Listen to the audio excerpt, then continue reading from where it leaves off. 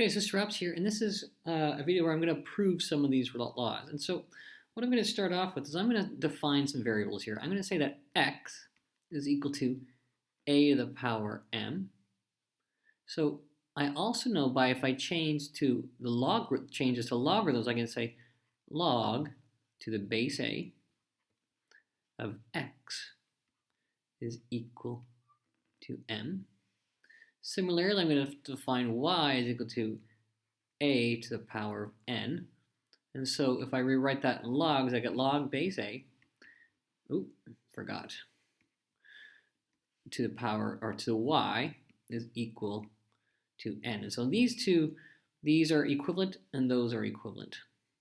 And so to write this proof up, I'm going to start with x times y. Well, from here, I know that x is a times m to the power of m times a to the power n. Well, we know in our exponent rules that when we have the same base and we're multiplying them, I end up adding my exponents. Okay, and so I know that xy is equal to this. Well, at this point, I'm going to change this to logarithms. So a is my base, so it's log base a to the xy, x times y, is equal to m plus n.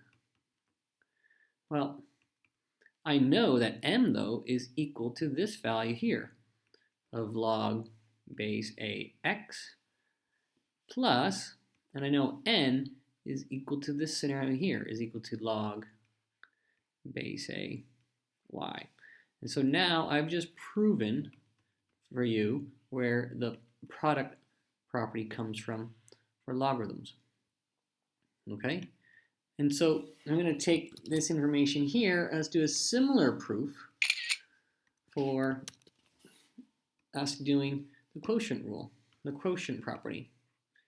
Okay? Set up the same, but this time as opposed to starting off with x times y, we're going to start off with x divided by y, which I know is a to the m over a to the n, just the x divided by y. Using my rules of exponent, I know this is a to the m minus n is equal to x over y. Now again, I'm going to convert to logarithm form. So log base a of x divided by y equals m minus n.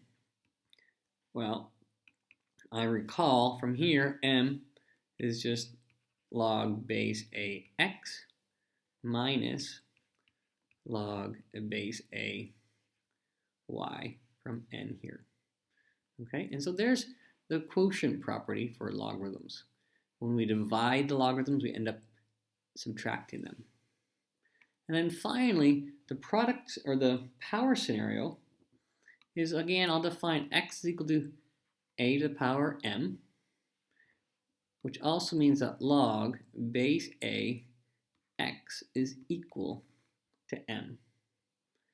And so from this scenario here, from this, I'm going to raise both to the power of p, to the p, to the p. And so I get x to the p is equal to a, and recognize those multiply to the mp.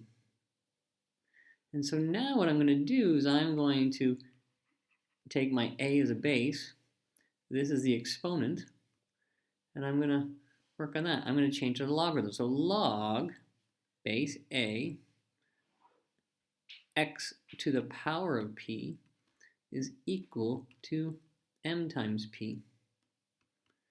Well, m is equal to the logarithm of ax, and that is times p, which I can also write as p log base a x.